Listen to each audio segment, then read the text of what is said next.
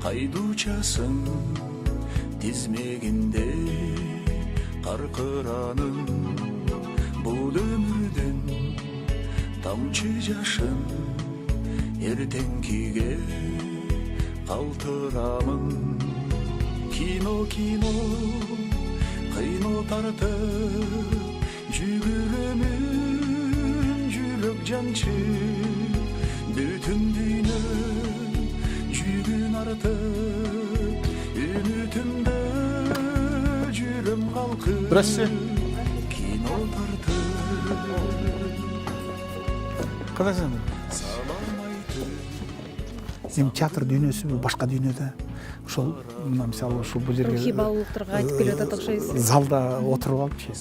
Ушу залда отуруп алып, өзүңдүн ушу сахнадагы каармандарыңды көрүп отурсаң, көзмө көз ар бир сөзгө сүйлөгөн сөзү, кыймылы ошол дүйнөгө көрүүчүлөр кирип кетет. Күлсө күлүп, ыйласа кошо ыйлашып, мына театрдын бир өзгөчөлүгү ушунда да. Мунун баары кечинде светтер коюлуп, артисттер костюм менен чыкканда, уже бул жерде башкача дүйнө башталып кетет да. Такыр башка дүйнөгө көрүүчүлөрдү алып кетебиз. Кайсы убакыт болбосун ошол жакка эшитип кетебиз. Мына Театрдын күчү, касиети ушунда да.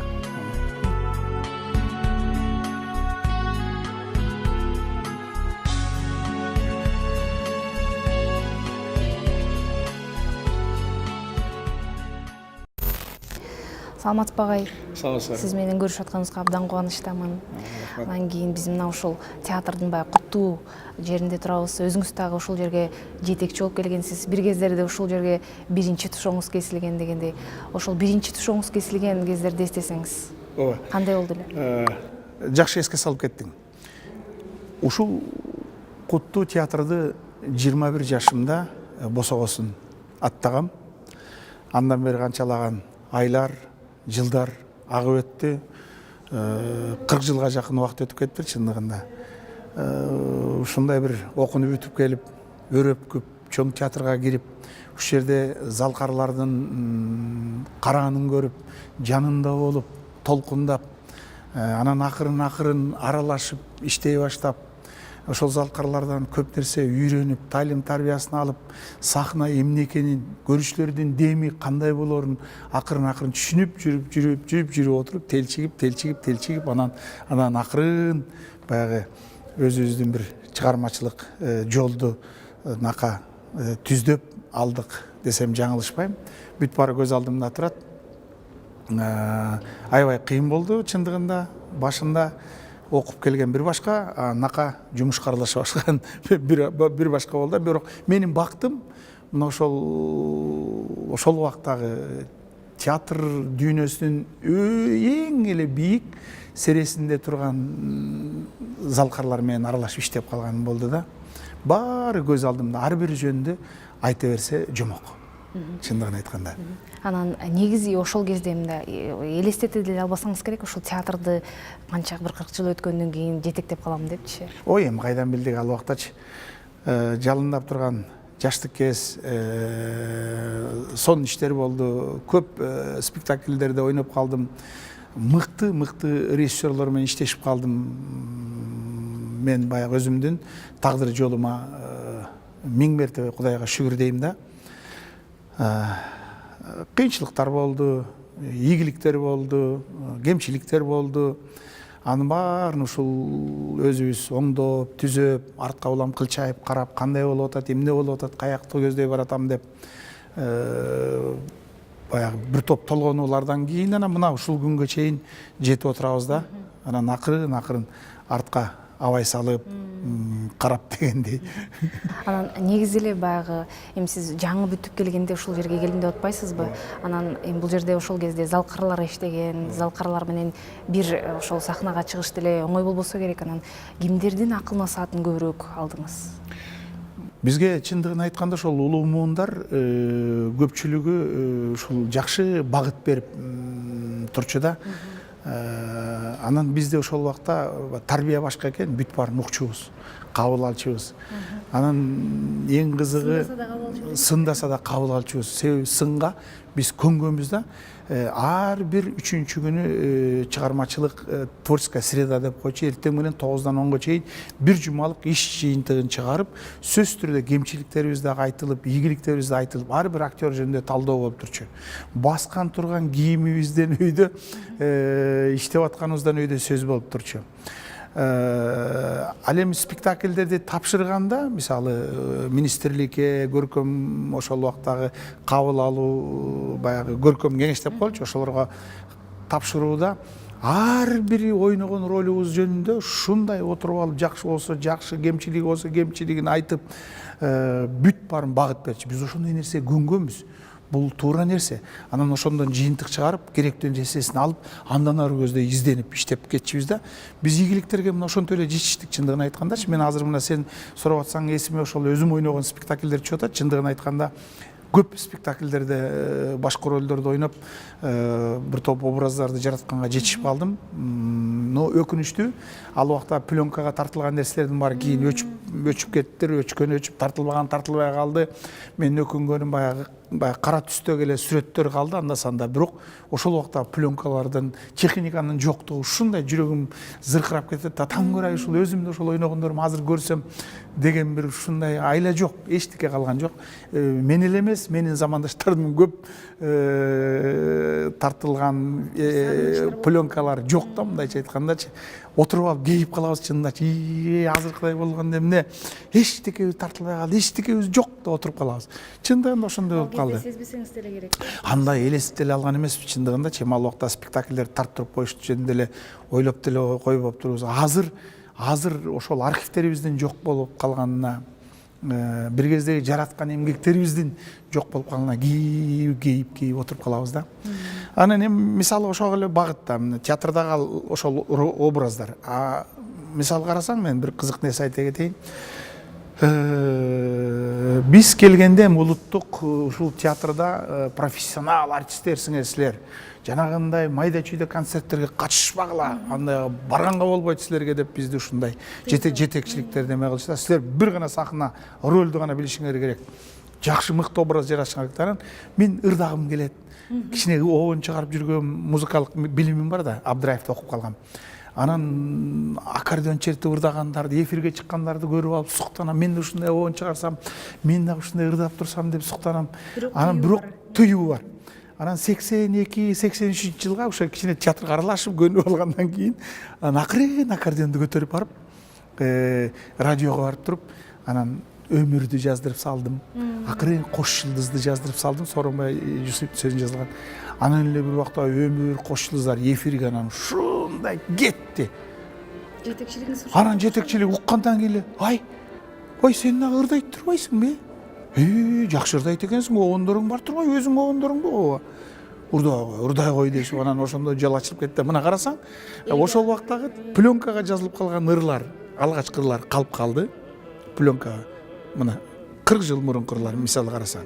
Ал эми спектакльдерибиз жазылбай калды да. Мына айырма өкүнүчтүүлүгү ошо болуп атпайбы? Андан кийин акырын ошол ыр дүйнөсүнө аралашып кеттим. Кино багытында болсо мен убагында анча чоң кинолорго бизди чакырышкан жок. Ага деле кейиген жокпуз. Анан кийин анча эле фильмдерге аралашып калдык. Анда режиссер баягы өздөрүнүн образына жараша тандап алышат да. Ага, негизи ырчылык өнөрүңүзгө азыр бир аздан кийин да кайрылабыз. Анан баягы сиз жеке театрда да иштеп калбадыңызбы? Туңгуч театрындачы. Бул баягы Кыргызстан эгемендик алган жылдардан кийин болуп калды. Базар экономикасы дегендей бир топ кыйынчылыктарга туш келип калдыңыздар. Ошол жылдары мындай актерлор үчүн кыйын жылдар болгон болуш керек. Негизи эле жеке театр менен мамлекеттик театрдын айырмасы эми асма менен жер болду да. Кыска эле бир-эки нерсе айта кетейин. Ооба, ушул жерден мисалы 79-жылдан 90-жылга чейин абдан мыкты иштерди жасап, репертуардын баарына катышып, түм эле ушундай ишке тойбой турган убагыбыз болчу да. Күн түнү менен иштеп, дагы иштегибиз келип ушинтип аткан убакта бул жерде ошол Кыргыз драма театрынын алдында студия түзө койдук. Кичинекей Жамал Сейдахматов болуп, бир топ пикирлештер чогулуп, өз алдыбызча спектакльдер чыгара баштадык. Биринчи Апам махабатын чыгарганбыз, Мунабияны чыгарганбыз, Кара кызды чыгарганбыз. Ушу театрдын астында өзүнчө түнү менен калып түнкү саат 1-2 чейин репетиция кылып иштеп туруп чыгарып ошондо элге премьера кылганбыз. Ошол кезде эркиндик болду окшойт, ырдаганга да. Анан деген мындай болуп калды да. Баягы тойбой, ишке тойбой турган убагыбыз болду. Абдан жакшы кабыл алуулар болду. Анан эми ошондо бир гана өкүнүчтүү нерсе, биз баягы ошол демилгебизди ошол убактагы жетекчилик кичине мындай туура эмес кабыл алып койду да. Биз айттык, биз Кыргыз драма театрда иштеп атабыз. Иштейбиз, биз бөлүнүп жарылган жокпуз. Бирок кичинекей студия катары эле, ал убакта студия болуп иштеш деген мындай жапайычылык да болчу да. Иштей берели. Анан бош убактыбызда биз дагы жаңы нерселер даярдай берели десек, ошол убактагы жетекчиликтер, эми ким экенин айтпай эле коеюн, бирок или кеткиле, или токтоткула деген гана эки талап коюп коюшту да. Анан биз жашпыз атаң көрө күйүлдөп турган убагыбызда анда мындан ардагы иштей берели, өзүбүз күйүлдөп иштей беребиз деп турган. Ошону менен көп актерлор кетип калды да, чындыгын айтканча. Ары көздө иштегибиз келди. Анан барып телепроекттерге аралаштык, спектакльдерге, кино тарта баштадык, өзүбүз көркөм фильмден экини тарттык. Аян жана Запкы деген эки көркөм фильм өзүбүздүн сценарийлери менен пленкага тарттык. Көрдүңбү кандай биз ушул убакта тим эле улунуп жылынып турган убагыбыз экен да. Бир топ ийгиликтерге жетиштик, фестивалдарга бара баштадык. Кыйын болду өзүң айткандайчы. Себеби союз урап кетти дагы. Биз эмне кыларыбызды билбей алапайыбыз таппай калдык да. Болбой анан көгөрүп 1-2 жылдай айлабыз алты кетип барып, анан өзүбүзгө келип, кичине баш аягыбызды жыйнап, андан кийин бир жол таап кеттик да. Анан барып анан ой туңгучтун балдары, туңгучтун артисттери деп анан жолго түшүп кеттик. Аябай кыйын болду чындыгында да. Өзүм жеке турмушумда келсем ошол убакта эми азыр карасаң мүмкүн кээ бирөөнө күлкү көрүнүшү мүмкүн, бирөө таң калышы мүмкүн. Мисалы мен ошол кыйналган убактарда үй бүлөнү багыш үчүн бир сары москвич менен такси болуп түнү менен иштеген убактарда болду. Ошол убакта нан саткан убактарда болду, эт саткан убактарда болду, бөтөлкө чогулткан убактарда болду. Баягы 91-92 жылдарда кыйналып калдык го. Жашоонун нугу ошондой болуп калды да. Мен эле эмес, ошол убакта жалпы эле биз маданият кызматкерлери мындай нерсеге даяр эмес экенбиз да. Бизден сахнадан башка көп нерсеге колубуздан келбейт экен да, чындыгын айтканда. Мен ошол убакта замандаштардын көбү эстеп күлүп калабыз. Эми айтпай эле коеюн, көп артисттер такси болуп көчөдөн жолугуп, алар да өзүнчө такси болуп иштеген убактар болду. Эми болду. Анан кийин негизи Асылбек Өзбековду бир эле театр Асылбек Өзбеков кылган эмес деп эсептейм да мен. Себеби сиздин чыгармачыл жагыңыздан алып караганда мындай ырчылык өнөрүңүз дагы бир өзүнчө бир жол сыяктуу сезилет да. Анан кийин ошол ырчылык өнөрүңүзгө токтолсок да. Негизи ошол бала кезден ыр чыгарып жүрөм деп баягы ырчылык, чыгармачыл дүйнөгө аралашып келген инсан катары негизи эле ошол жол дагы татаал болдубу? Эми ыр дүйнөсүндө мен кенедей менен эле мектепте окуп 2-3-4 класстан ырдачымын. Себеби менин мамам Роза раматлык көз алдында ушул өздүк көркөм чыгармачылыгына айылда катышып, концерттерди ырдап, мен болсо залда отуруп, кенедей балам ошолор көз алдымда турат да, баягы кино пленка сыяктуу үзүлгеси эске түшөт. Анан 1-класска барып 2-класста окуп, ошол убакта эжейлер ырдата берчү эле, ошондо эле ырдап эле сүйүү жөндөрдө эле ырдап эле ошентип. Андан кийин менин мамам ошол кичине бир билим алсын деп туруп 4-класста мени азыркы Абдыраев атындагы музыкалык мектепке алып келип киргизип салган. Туп-туура бир багыт берип сүрөп кеттир да. Мен музыкалык билим алып калганым, мен ырга музыка дүйнөсүнө аралашып калганыма түрткү болуп калды. Мен нота эмне экенин түшүнүп калдым. Аспаптар эмне экенин кичине аралашып түшүнүп калдым. 9-класска чейин окудум. Анан айылга кетип калып, андан кийин Ташкентке өтүп кетип калдым. Бирок ошол музыканын ноталары кулакта дайыма жаңырып дегендей. Анан ал убакта аккордеон менен обон чыгарыш деген кызык болчу. Аккордеонду эле өзүм жанталаштырып үйрөнүп алгам.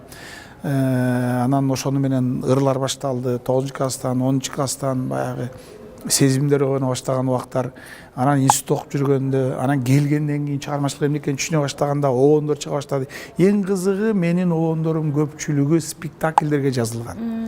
Спектакльдерге. Мына мисалы Сооронбай Жусуевдин сөзүнө жазылган Кош жылдыз деген ыр, бул бизде Мырзагапаровдун Биздин үйдүн Карлсон деген спектакль коюлган. Мына ошол спектакльге жазылган. Эстечи андай чак кайда экөөбүз бакта басканда коңур жел жортуп таң эртең кош жылдыз турган асманда сүйүшүп жүргөн эки адамдын тагдырын жазгам. Бул ушул мына ушул сахнада коюлган спектакль. Ошондо Имаш Эшимбеков раматылык ойночу, Жамал эже ойночу, мен да ойноп калдым. Ошондо оркестр менен жасалган. Анан кийин дагы кечиккен кездешүү деген ыр Искен Рыскулов айтып калды. Алыкыл Осмоновдун тагдырына карата Кадырбай Мамбетакуновдун Акын жана ажал спектаклинде Алыкулга бир жаш кыз келип сүйүүсүн айтканда ошондо кечиккен кездешүү жаздым режиссердун суроосу менен. Андан кийин Искен Рыскулов бизде Кылым каратар бир күн спектаклин коюп калды дагы, Зарипага тема жазып берип калды. Каармандын темасы деп коебуз, музыкалык кошто. Ошол теманы ошол уш жерден спектакльге жазгам. Ал кийин Роза Шакированын аткаруусунда Таппай жүрөм деген ыр спектакльге жазылган. Аны мен Роза ушул ырдачы, ушул ырдын бага ачылбай калды, спектакльге жазылган бойдон калып калды деп атып ырдаткам. Ырдап чыкты дагы Роза Шакирова болуп эле жатып калды. Көпчүлүгү апам махабатына Жарал Аккууну жазгам. Мына ушул жерден биз жаштар ырдап чыкчубуз. Эки ыр жазгам, Өмүргө баллада, анан Жарал Аккуу Жолдошбек Абдыкадыровдун сөзүнө жазылган. Бул жибектин темасы болчу. Жарал Аккуу аркылуу жибектин тагдырын бергенге аракет кылганбыз. Ошентип кинолорго жазыла баштады. Мына акыркы фильм Темир Берназаровдун Түнкү Кырсык фильмине Абышкандын башкы каармандын ички дүйнөсүнүн арманыры деп жаздым. Ал жерден дагы чоң фильм ийгиликтерге жетишти. Мен болсо за лучший композитор деп сыйлыгын алдым. Ошол негизи ар бир ырдын тагдыры болот турбайбы? Тагдыры бар. Мындай чыгарма мисалы спектакльге, киного жазган жакшы да, сен ошол каармандын тагдырын билип, ошол каармандын тагдырын көрүп туруп анан ошонун ички дүйнөсүн ачып чыкканга аракет кылып анан кайрыктар келе баштайт да. Бул оңой. Жөн эле отура калып жазгандан нерселер чыга бербейт. Мына ошон үчүн көпчүлүгү мен кино спектакльдер менен аралашып, оор болуп калып аткан драмалык маанайдагы деп коебуз. Мындай оорураак ырлардын жаралып калган ушундан да сыздаган, боздогон ырлар. Бул сүрөттү көрүп эске түшүп кетип атпайбы? Эң эле мен биринчи театрга келгенде ушул Мамаша Кураж жана Балдары деген спектакль коюлуп аттыр да. Мага кичинекей эле бир эпизод беришти. Кирип чыккан бир солдат. Болгондо да жүн солдат эмес, мас солдат. Кайдан билем, маста ойнойт экен ушул деп эле кыйшалаңдап чыгам ушул. Андай эмес деп бөбөгү бир айып урушат. Айланай момундай чыксаң, анан тигиндей кылсаң деп төм эле тердеп тепчип атып мына эстеп калам да. Мен ушул сүрөттөр демек сизге эскерүү болот экен да. Ооба, мен мисалы мен Даркүл эженин жанында көп жүрүп калдым.